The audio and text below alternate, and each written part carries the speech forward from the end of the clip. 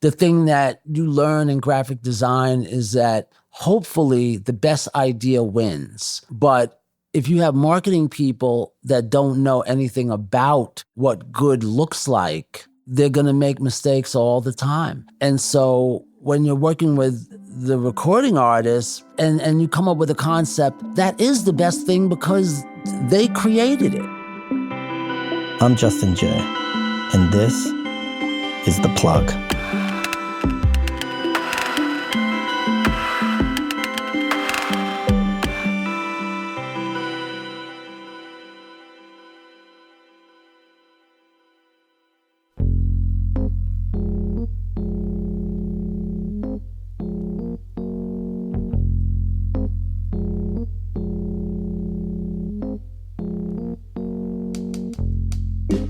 The vinyl album cover was once a unique and tactile medium.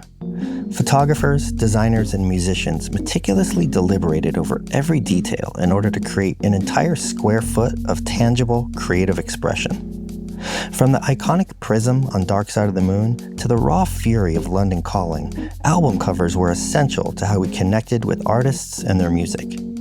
Today, this once vital art form has mostly been relegated to a thumbnail-sized image on the screen of a streaming app. Today's guest is an artist and designer who played a pivotal role in crafting some of the era's most timeless and influential album covers.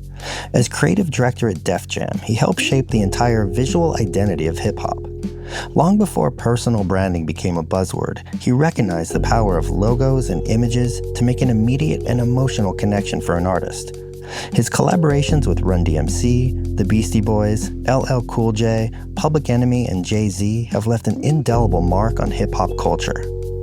So why did it take him several years to design the award-winning 300-page Smithsonian Anthology of Hip-Hop and Rap book? We'll find out as we sit down for a chat with this multi-talented artist who's created commissioned works for global brands such as Apple, Levi's, Converse, and Google. Today, graffiti artist, painter, designer, and proud New York City native, Mr. Cey Adams.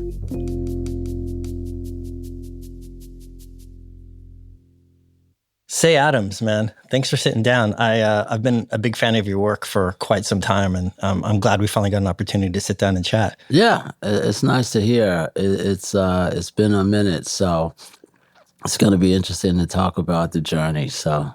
Well, speaking of journeys, I know you've been involved in hip-hop culture for a very long time, dating back to your years as a teenager writing graffiti. Hip-hop just turned 50 years old. What are your thoughts on that? I mean, does hip-hop still embody something unique and important to you? Is it still relevant? Hell yeah. Yeah.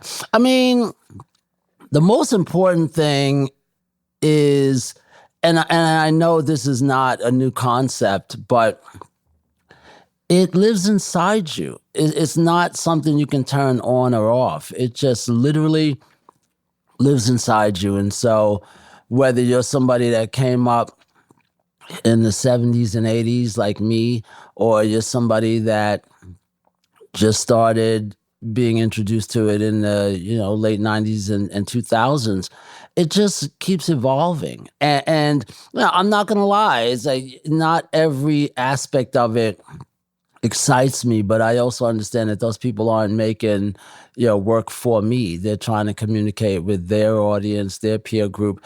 And I just say, hey, you know what? Keep doing your thing, and I'm over here doing my thing. And once in a while we cross paths, and otherwise, it just keeps going on. And in terms of the importance of that culture to you, when you were that age, is hip-hop still as relevant to a teenager today, you think? Even there's so many things that compete with a person's attention for culture and time and everything else. Well, the good thing is you don't really need to label it. So when I think of hip-hop, I think of it as, like you just said, it's culture. It is the space around you. It's the company you keep. It doesn't have to be something you can hold in your hand or point to. It's a feeling. It's an energy. It's a like-minded way of thinking. And that's what it is. It's a bunch of people gravitating towards a specific type of energy. The end. And so what I remind a lot of my friends that are my age that are still bickering over, is graffiti a part of it? Is it not? Is it rap music? Is it breakdancing? It's youth culture. Forget the medium. It's about the age, and it's about the sensibility of the individual. The end. I mean, there's just no reason to go on beyond that. Like, why spend time debating it? It's just not necessary. What do you find most disheartening about the state of hip hop or the business of hip hop right now? I'm not going to lie. I'm not razor sharp on everything that's going on. But if I had to say one thing, I think that this generation today is all about getting paid. And I'm not going to say that there is no love, but it seems like making money becomes a priority, and the love of the craft, whatever your particular discipline is, takes second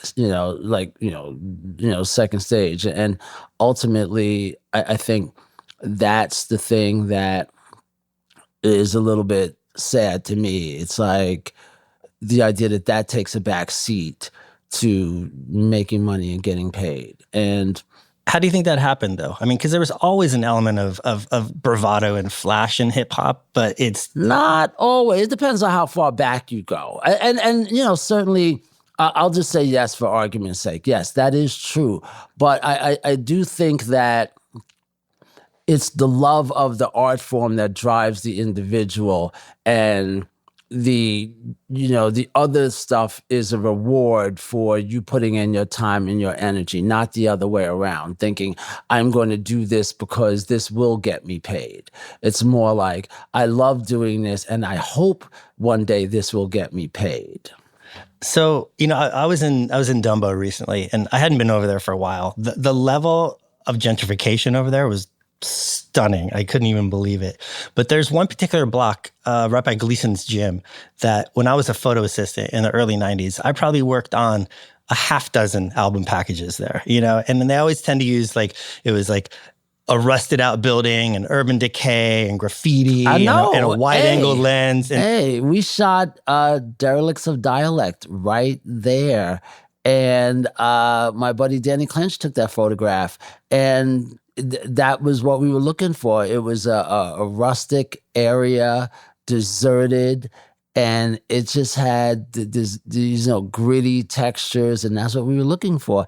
And now, all these years later, that is like a number one tourist destination, and it just makes me chuckle to think that a lot has happened in, some 30-odd years. So, I mean, that's a great example, because I feel like that's a package where the setting actually fit the concept because of the title and, the way they were dressed. And, I know exactly that photo.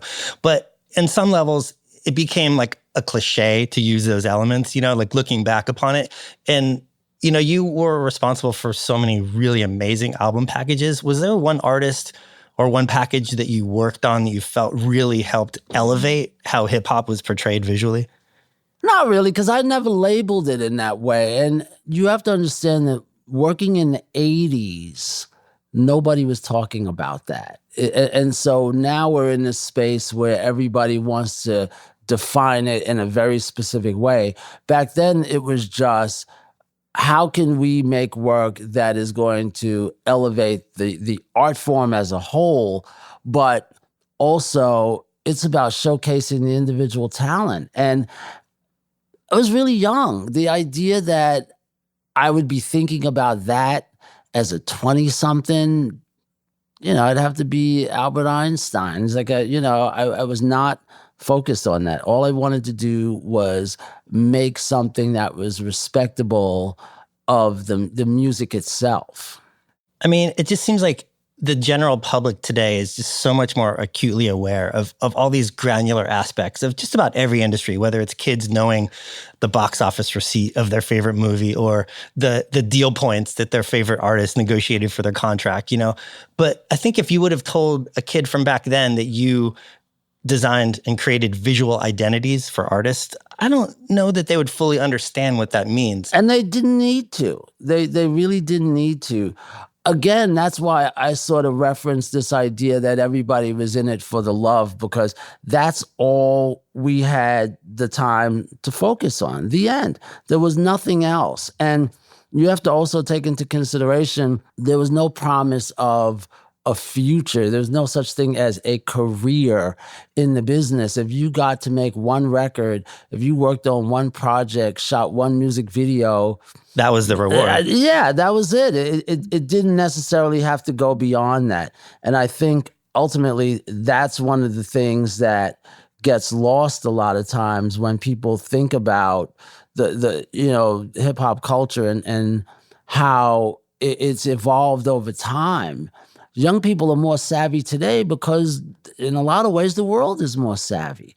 And they pay attention to these things because this is the time that we're living in. Sadly, those metrics really do matter to a lot of people. And oftentimes they overshadow some of the pure love of the art itself. And I think it's up to the individual to always get back to that. Well, I mean, I think that's the irony of the fact that, you dedicated your life and you worked on so many of these amazing album packages. And for the most part, album artwork is essentially becoming obsolete in the streaming era.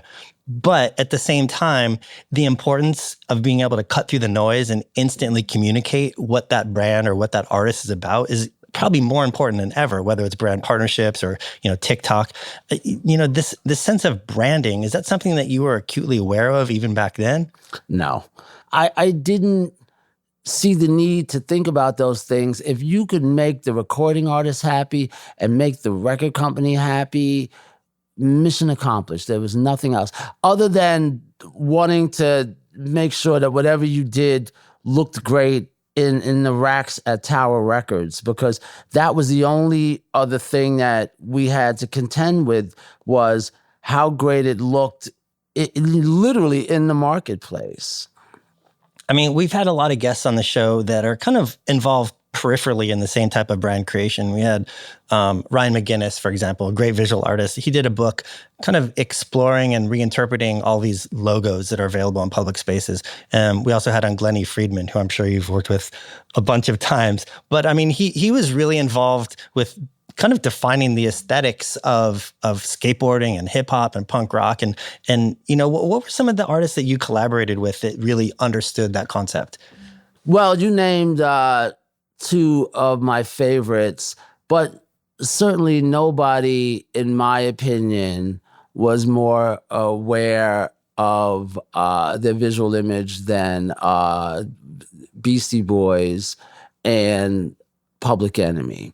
But when you're in it, it doesn't seem like it's that big of a deal. They were obviously taking control of their careers, but it also seemed like they were just excited about what they were doing and they were focused. I never really thought about it beyond that as it relates to the way other recording artists handle things, because if they weren't as focused, then that meant I had more room to be creative on my own. With bands like the two I just mentioned, they were very specific about what they wanted, and you had room to play around as long as you kept coming back to that concept.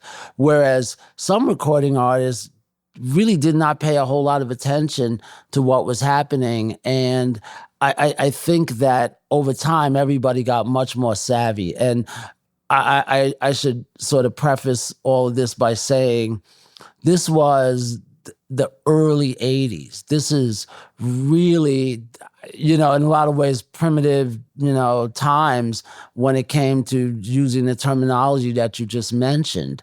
We did it by natural instinct, and everything was always about the love of the art form and nothing else. I mean, that's pretty amazing instincts, though. I mean, for both the Beasties and the Public Enemy. I mean, that Public Enemy logo, in some ways, like, that transcends the band itself. I mean, that is just... But that's always the goal. That's always the goal, whether you know it or not. That's the goal, is to make something that really, transcends time. And that's the job of the visual artist. Whether you're a creative director, graphic designer, art director, that's the job, to do the best job you can to create something that is going to be around for a long time, and it helps people better understand the intentions of the band. Yeah, I mean, there's such a rich world of visuals that surround the Beastie Boys. I mean, not only is their music great, but like their video, I mean, you know exactly what they're about from everything that they put out. And I get to sense it. Oh, that's great. Yeah, we had Danny Clinch was on the show too. When I was a photo assistant, Danny Clinch was the man. That's how long he's been in the game. So he's done a lot of amazing stuff. And we had MC Search on the show too. You're taking me back. Like, wow, these are my people. Yeah. I interacted with these guys all the time. It's just amazing that they're all still doing work at a really great level, and I'm just happy that I still am able to call them friends. Speaking of, I want to talk about the Beastie Boys a little bit more. I'm always fascinated by people who get an opportunity to work with people that are extremely talented and extremely compelling, and then eventually become friends and peers of those people. But you also get the sense that they're actually fans as well. Yeah. And, you know, you got to know the Beastie Boys so well, and you've collaborated with them a lot. Even today, is there something about that band as a fan that when you listen to their music still kind of blows your mind?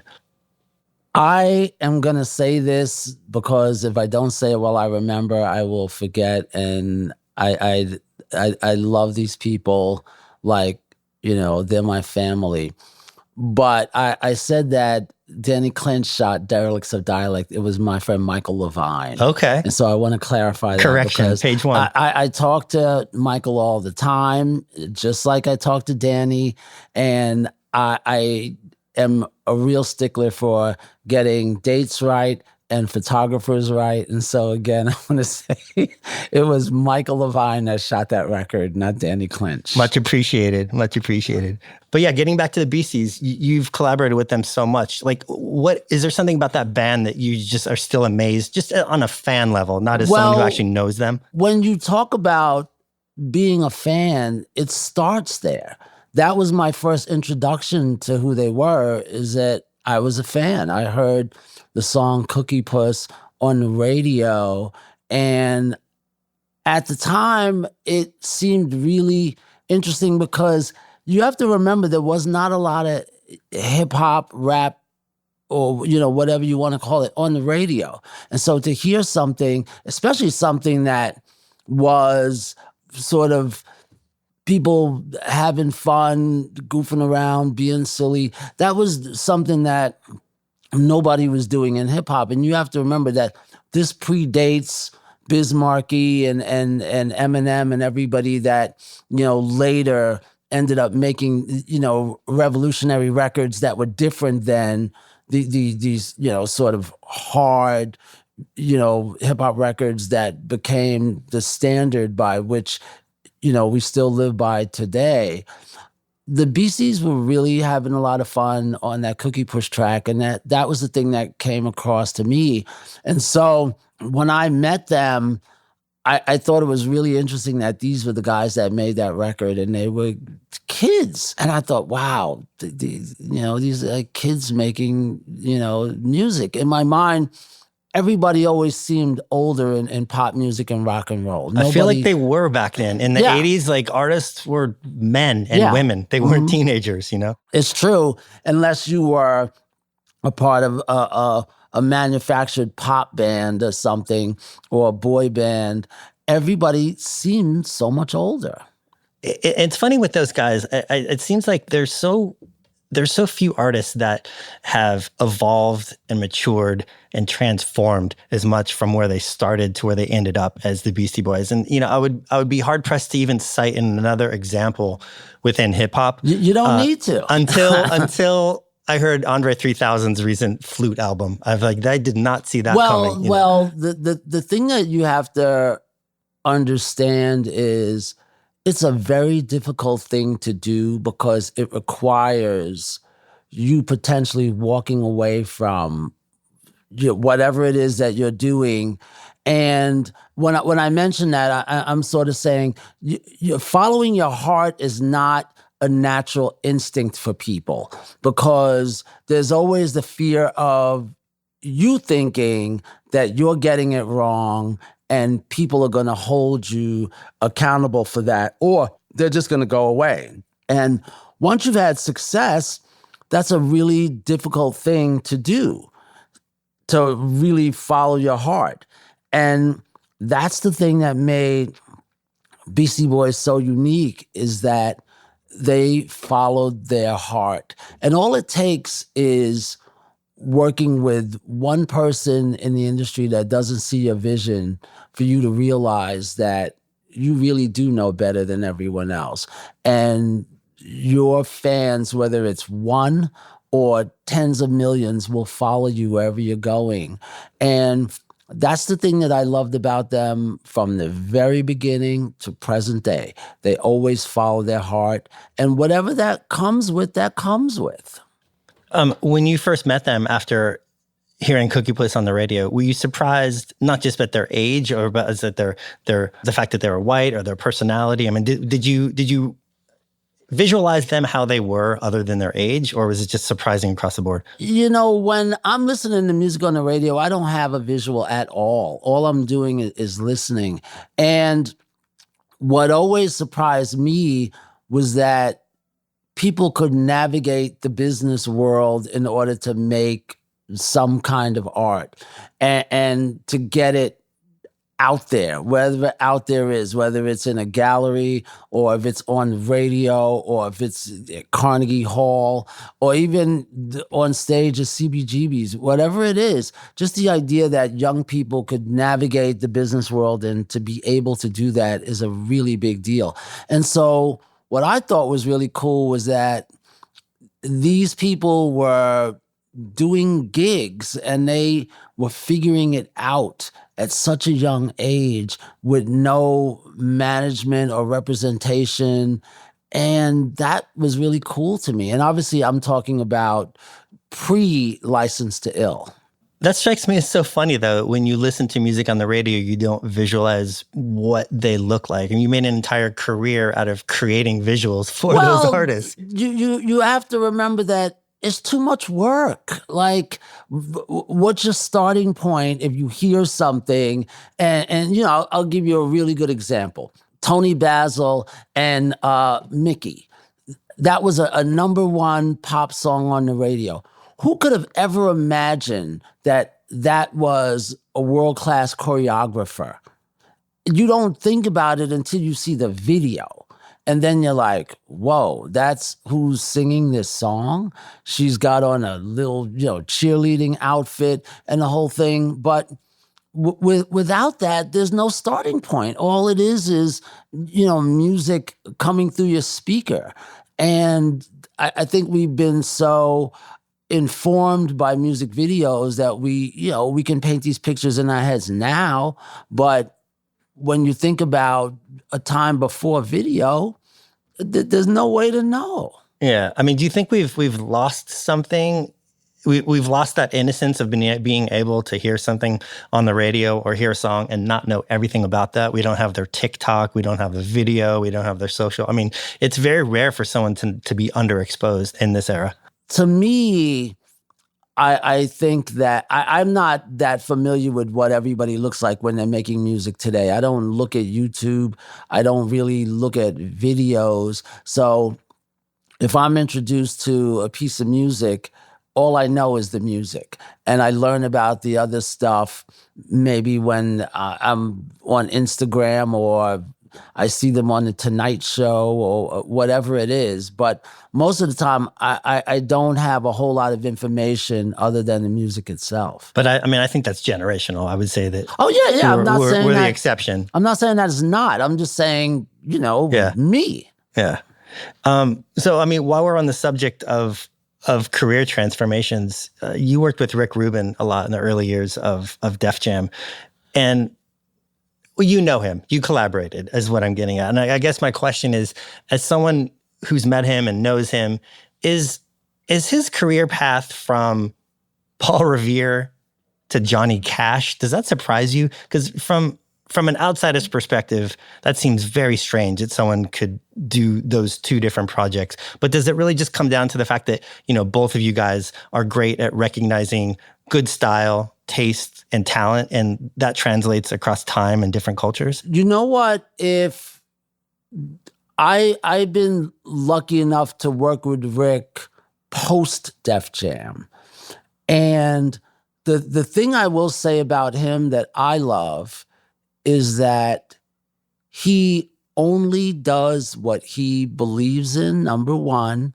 And number two, if he's working with somebody, he always gives them the space to do their thing.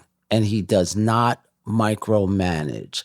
And I cannot tell you how gigantic that is. But what I do know about some of what Rick does when he's in the studio is that most of the time he's working with untapped talent. In the case of Johnny Cash, I heard him say this, and so I hope I get it right because I'm paraphrasing, but it was the idea that he loved Johnny Cash and his music, but by the time Rick got an opportunity to work with him, it was mostly because he thought this was a forgotten talent that was still alive, that still had a lot of gas in his tank. And that's the sad thing about pop music, is that oftentimes they discard people. Just because you don't have a song on the radio doesn't mean you don't have great music in you. But the way the business works, it just doesn't have any use for people after a certain period. And Rick is always one of those guys that sees the value in somebody as a career artist. And he also has the luxury of being able to do his thing the way he wants to do it, with zero interference from the record label. Because he's earned it at this point? Yeah. Not because he's earned it, because he always wanted it. Not everybody always wants it. And Rick did the same thing that the Beastie Boys did. They follow their own star, and wherever that takes them, that takes them. If it takes them straight to the top and they stay there, that's all due to the fact that they're not swayed by trends and fads. They just focus on what they're doing. And when he decided to work with Johnny Cash, some might say he gave new life to an artist that people had forgotten, and some might say he worked with a genius.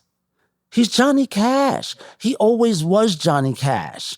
But just because the music industry forgot him, it doesn't mean that everybody forgot him. The work that he did with the Strokes is another great example. And I don't want to say resurrection, because they've always put out great music, and they've always had a very kind of modest, loyal fan base. But for a band that far into their career to put out, I think, is maybe my favorite album of theirs and win a Grammy Album of the Year. I mean, there's something secret in that sauce, wouldn't you say? Of course, but that's Rick. That's Rick. He is smart enough to know that it's the creative that's inside the artist that he is going to bring out. And sometimes we forget what's inside us, and we need somebody like Rick to show us that we still have plenty of gas left in the tank. Yeah. Well, I want to talk about your paintings for a minute. You've used a lot of iconic imagery in some of your work. And I'm curious what your definition or relationship with the term pop art is. Is that something that you embrace, or is that something that's largely been thrust upon you when trying to describe your work? No. I'm a child of Warhol, Jasper Johns, Roy Lichtenstein. Like, I grew up loving pop art. Whatever that definition is, that's what I grew up loving. And I know that in the time that we live in right now, these words are overblown and overused and certainly exaggerated. But to me, it's right where it comes from. It's born out of the word popular. And I think that a lot of what I'm celebrating is craftsmanship. It's old world craftsmanship. I love graphic design. I want to celebrate and highlight graphic designers that make great logos, whether they become world-class brands or not. It's really just that. It's no different. It's one of these things that I think, because so much time passes and people sort of, remix and regurgitate things that have come before them, a lot of it gets lost in translation. And I just want to go back and celebrate the things that I love. And if I can find one or two people that tend to love it as well, mission accomplished. But I'm not trying to convince people that this is a new phenomenon. I'm just saying hello to an old friend. It's an homage. Yeah. So how protective are you of your work once it's finished? Because I know in photography, there's a lot of photographers I know of that have had some high profile cases and spent a lot of money and a lot of time defending their work, whether it's Lynn Goldsmith, Glennie Friedman, very high profile lawsuit with Mr. Brainwash, Terry Guetta for his Run DMC images, Baron Claiborne's picture of Biggie with the crown. It's probably the single most bootlegged and infringed image in all of hip hop.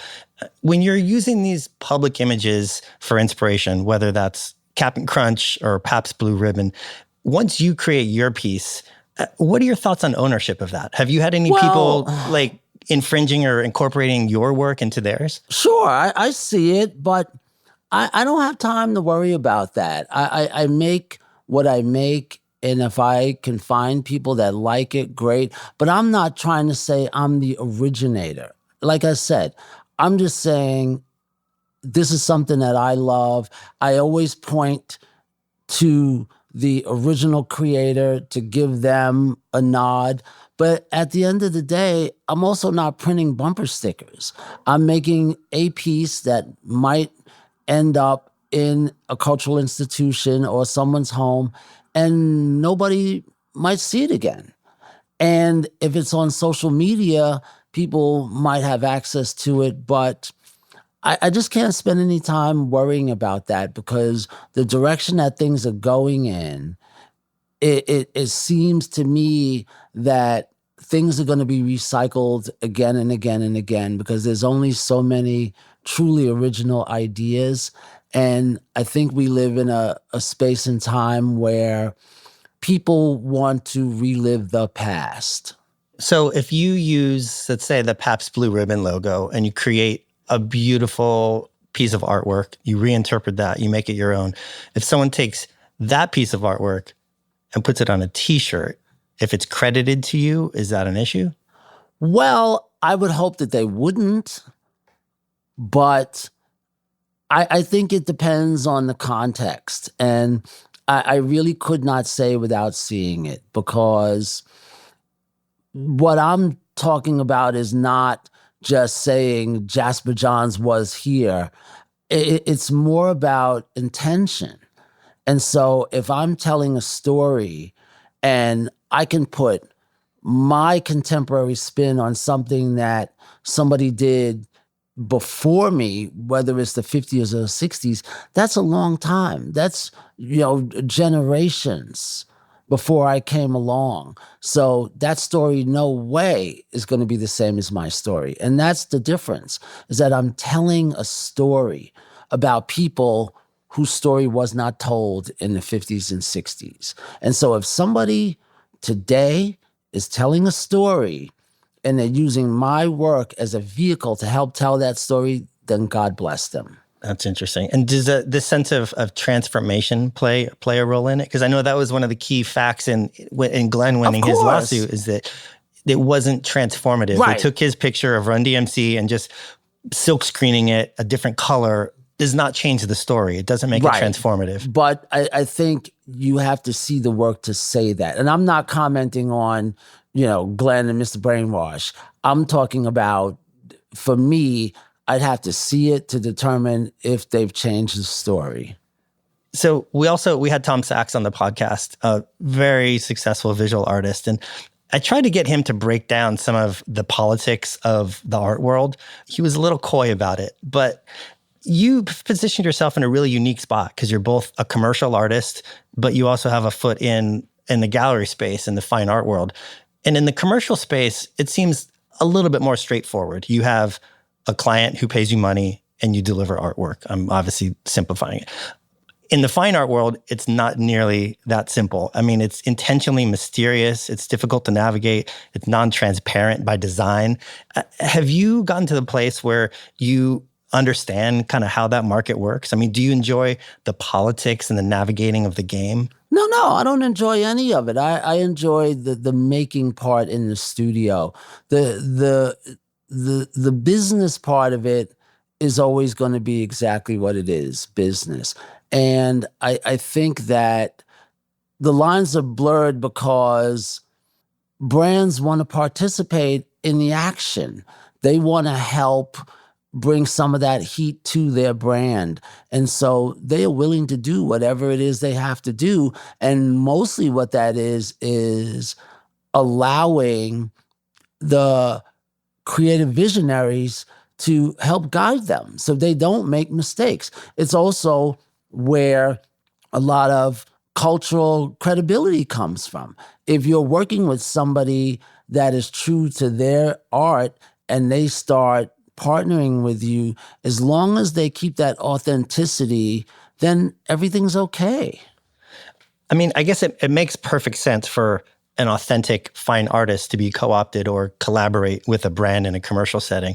But in terms of being able to gain traction and navigate the fine art world in and of itself, like, how are you able to do that? Because there's certain artists that seem like they really excel at the game itself. Or Tom maybe is not the best example, but certainly like a Jeff Koons. I mean, like his navigation of the art world is almost as much a part of his art as the art itself, wouldn't you say? Look, everybody does it the way that they do it. And I just think that as an artist, as long as you bring your true, authentic self to the party, whether you're partnering with a Fortune 500 company or, the kid next door, it's all the same thing as long as the intention is pure. And I think that the viewers and art lovers and people that absorb content today understand that. And I think that's something very different than what was going on 20 or 30 years ago. I mean, it's funny. I always thought there was there was a lot of parallels between hip hop and punk rock. First off, just starting with this notion that you don't have to be an extremely experienced musician with thousands of dollars worth of equipment in order to express yourself. And then you add on the kind of rebellious outsider DIY ethos. I mean, there's a lot of parallels there. The one place where I felt like it diverged, and we talked about this before, is that within punk rock, there always seems to be this visceral aversion to this concept of selling out, however you define that. Whereas in hip hop, like we talked about before, it's almost like the impetus to get into the game in the first place in a lot of ways. Let's break it down. If you say that punk rock, for the most part, is predominantly not people of color, and then you say hip hop is predominantly people of color, and in a lot of ways, it's difficult to talk about this because, these are global art forms at this point. So it's really hard for listeners to understand what it was like in the 70s and the early 80s when they weren't broadly global. They started moving around the world, but it wasn't, mainstream. It was still, these were still underground art forms in their respective countries. Hip hop is the music of the oppressed. And I think that that's what punk rock has in common. It's the music of the oppressed. It is not mainstream pop music. And so you have these viewpoints of people that are overlooked for the most part. And that's what they have in common. forget, the idea that hip hop is elevated, to be $1 billion business, whereas punk rock probably has not. But I think that the intention is what matters the most. At the end, there's nothing else really to it. It's about the intention. It's a youth culture and a rebellious art form. And it seems like within punk rock, they really held on to this notion of not selling out to the man, whatever that may be, and maybe there's a racial element that you're saying. Trace the origins of any good punk rock group, and I will show you success on the other side of it. That's all it is. No, I don't agree with them, and that's why I think it's kind of silly and paradoxical to want to be in a band and not be successful. And I think that there's everything costs money. An inherent paradox of like the punk rock culture, and that's what I thought was so strange about it, as opposed to what we talked about. People think that if and you see that even in the grunge era, where you see bands like not wanting to sign to a major, even Nirvana, signing to a major label was a big deal to them because that was a step towards selling out, coming from their punk rock roots. You don't want to reach people, stay in your garage. But you can't reach people and stay in your garage. It just does not work that way. And I think that when people talk about that, those are the people that probably got left out of the equation. Because if you're about making music or making art and you make it and it starts to reach a lot of people, you can't stop that from happening if that's the goal in the first place. So, I mean, I guess the point of this long-winded question is that, you've worked with some incredible brands, Levi's or Coca-Cola, Apple, Pabst Blue Ribbon. Was there ever a point as someone coming from these two cultures of like punk rock and downtown hip hop culture where taking money from corporate brands ever gave you pause? Is that something you ever had to grapple with, or you just said bring it on from the get? I got bills. I have grandkids. The end. I appreciate your candor. Everything costs money. Yeah. It's like, if you would have asked me that question when I was a teenager, I would have had a different answer. You would ask me that question when I was a 20-something, I would have had a different answer. I'm in my 60s. Everything is business. If I'm doing something for the love of it, you won't know about it because it's for me. The end. I mean... But so historically, did you not have any of those opportunities when you were 20s to pass up? Of course I did. But I'm just saying I still would have had a different outlook. And I think that as an adult, it's much easier to frame things when you have a lifetime of experience behind it. Whereas if you ask a kid and somebody writes a big check, that could, crush your mind because you can do so many things that you never dreamt of. That's why I say anybody that makes that argument never got the opportunity because, successful people don't talk about poverty, and people that are living in poverty, don't understand the power of success because it changes lives. Bob Marley said it best, my life is only for people. Money is only good if you're helping people. And that's what success can do. It gives you the opportunity to help people. Is there a visual design aesthetic that really offends your sensibilities? Like when you see graffiti being used to sell tampons or French fries, does that bother you? Not now. I mean, it's in the 2000s. If I would have saw that in the 80s, I would have probably thought, oh, here we go. The circus is coming to town. But the thing that offends my senses is bad graphic design. People that don't know how to use type properly, people that don't understand how to combine graphics with photography, things like that. Not anything else. It's mostly just bad graphic design and really bad Photoshop. And who are some of the photographers that you've worked with that you feel really understood the collaboration that it takes to make a great package between photography and graphic design? Well, you certainly named a couple: Glenn Friedman, Danny Clinch, Michael Levine, Jules Allen. Oh my goodness, Jeanette Beckman. There's just so many folks that I've been fortunate to work with that are really amazing, and I think that it's also about pure intention. Albert Watson is another one. Oh my goodness.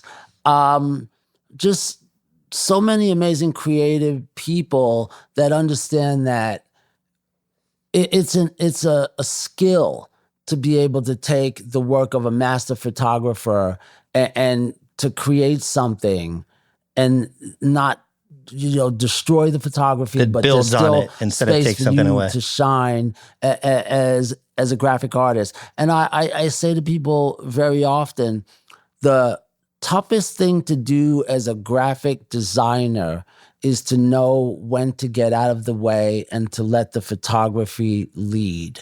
And sometimes that means making the creative decision to not touch that photograph and just put it on the front of the record, on the front of the cassette, on the front of the CD, and get out of the way. And save your graphic design for the POP posters and marketing materials. Was there a package that you were involved in that you felt didn't live up to what you wanted to do because market forces forced you to do it in a way that you wouldn't have done it creatively?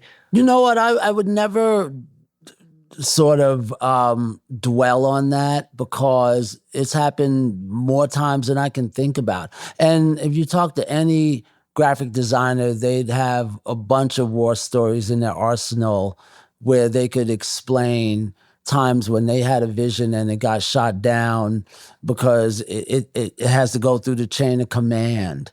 But that's also the nature of the job. That's why people make personal work, so they don't have to deal with any of that. But I can tell you, rather than talking about that, I could tell you about times when the machine stepped out of the way and I was able to take a concept right from my drafting table straight to the record and right onto the rack in the record store. That was LL Cool J's All World, Public Enemy's Fear of a Black Planet, Beastie Boys' Hello Nasty. And what I mean by that is nobody got in the way of the creative.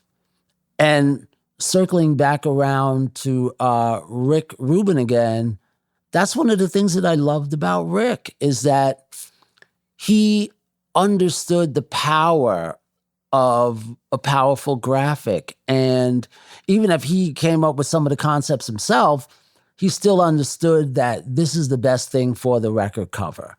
The thing that you learn in graphic design is that hopefully the best idea wins. But if you have marketing people that don't know anything about what good looks like, they're going to make mistakes all the time. And so when you're working with the recording artists and you come up with a concept, that is the best thing because they created it. Yeah, whether it's the greatest thing or it's not. As long as it's pure intention, there's nothing that's better than that. Are there some examples of packages that you worked on that were compromised not so much by marketing but by the artists themselves? You went along with a concept that you didn't fully believe in, but you had integrity to let them do it? I do. And since you say integrity, I'm going to say I have integrity and I would not disrespect any of the artists by name checking them because they're not supposed to know all the time. Sometimes you're lucky enough to have artists that are in sync with whatever the visual concept is. And then there are times when you have recording artists that really just do not know. and they're in a unfortunate position of power, and they don't defer to you as a professional. And I've had that happen where artists got signed to Def Jam and they come into the art department and they want to tell me that their nephew is a budding photographer or illustrator, and they should work on the record, and I'm going to be your paste-up boy. And I'm like, no. But in the end, sometimes they really do get their way. And you have that thing sitting on the shelf. And are you surprised ever? No, I'm saddened. Not surprised. I'm surprised at the quality. They never pull a rabbit out of the hat. Well, if you're not a professional and you've never done this before, and again, beauty is in the eye of the beholder. How many times has somebody, made a bad illustration and it's found its way, into some, on a record or something that became a monster hit. And every time you look at it, you said, that music is fire, but that artwork is garbage. It happens. And you let it go. If we were sitting down having a beer and we weren't recording this, I could tell you stories all day long. I'm just not going to do it because there's no upside. Yeah. So I had the Smithsonian Museum of African American History recently acquired 10 images of mine for their permanent collection. And I'm so proud to be a part of that museum, and also just part of the canon of amazing photography that they have. So do you mean the Smithsonian National Portrait Gallery or the Smithsonian National Museum of African American History and Culture? The African American History and Culture. Okay. Did you work with Timothy on that? Timothy who? Oh, yes. Never mind. Yes. Our Timothy, yes. Yes. So she's wonderful. Yes. But so I know you worked on a book with them recently. It is the Smithsonian Anthology of Hip Hop and Rap, and it's done in conjunction with the Smithsonian National Museum of African American History and Culture. That is a mouthful. Well done. The point is, I'm so proud to be a part of that amazing archive of imagery that they have. And I'm sure over the years, you're fairly familiar with the images documenting hip hop and what's out there. Working on that project, were there any images that you stumbled upon that you were amazed existed, or did you get to revisit any images with fresh eyes that are a lot more poignant now? Sure. I worked on that book project for 6 years from start to finish. And finish meaning it was printed and available for purchase in 2001.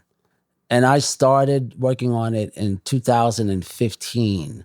That's how long it took to make that project a reality. And in that time, COVID hit and everybody was working remotely. And did it take so long because it had to be done right, or because there was such a massive amount of imagery, politics? Like, why did it take so long? All of the above. And also, it's hip hop. Have you ever done anything with hip hop? It moves at a snail's pace compared to the rest of the industry because you're dealing with a lot of people that have not gotten their due, a lot of people that don't have representation, a lot of people that don't understand business, a lot of people that don't understand creativity, a lot of people that don't understand what high resolution means. You name it, I've experienced it, but I was the right person for that job because I understand it. And because I have relationships with all of these photographers that in some cases are no longer here, can be very difficult to deal with, but they're like family. And it was a legacy project. It was so much fun, but also a pain in my ass, all at the same time. And that's what family is. Bravo. It's an amazing project. So we always like to end the podcast by asking the guests to plug something that they're not directly involved with, that they feel isn't getting enough attention, whether it's a book, a movie, an artist, a cause. Is there something you want to give some shine to that you feel more people should know about? Sure. My friend, Chef Jose Andres, has an organization called World Central Kitchen, and they travel to all ends of the earth, and they feed people in war-torn areas. They feed people in impoverished areas, but mostly disaster relief. And they can do it much faster than a lot of the organizations that are out there, because they don't have to deal with a lot of the bureaucratic red tape. And they come in and they set up, these makeshift kitchens, and they feed people. And World Central Kitchen is an amazing organization, and I think your listeners should check it out. How can they support them? WorldCentralKitchen.com. Google. Yeah. Look on the internet. I don't know. I just know that they're out there, and I support them in every way that I can. And also check out Chef Jose Andreas's documentary that Ron Howard did called We Feed People, and bring a lot of tissue, because it's a tearjerker, because Jose goes out with World Central Kitchen, boots on the ground, with an army of volunteers and assistants, and they go out and they feed people. It's as simple as that. And that's what we need more of, people that are doing that kind of work. One of the things that Jose also did is he has a podcast called Longer Tables. And that's a great concept, because the idea that, if you're in school at the lunchroom, you're meeting your friends at lunchtime, everybody gathers around the table. During the holidays, everybody gathers around the table. That's where real conversation happens. Right now, we're sitting down at a table having a great conversation. The only difference is we don't have any good food. That's one of the organizations that I really love. And I also think that there are others that are really popular that, people still need to know about and support, like National Public Radio.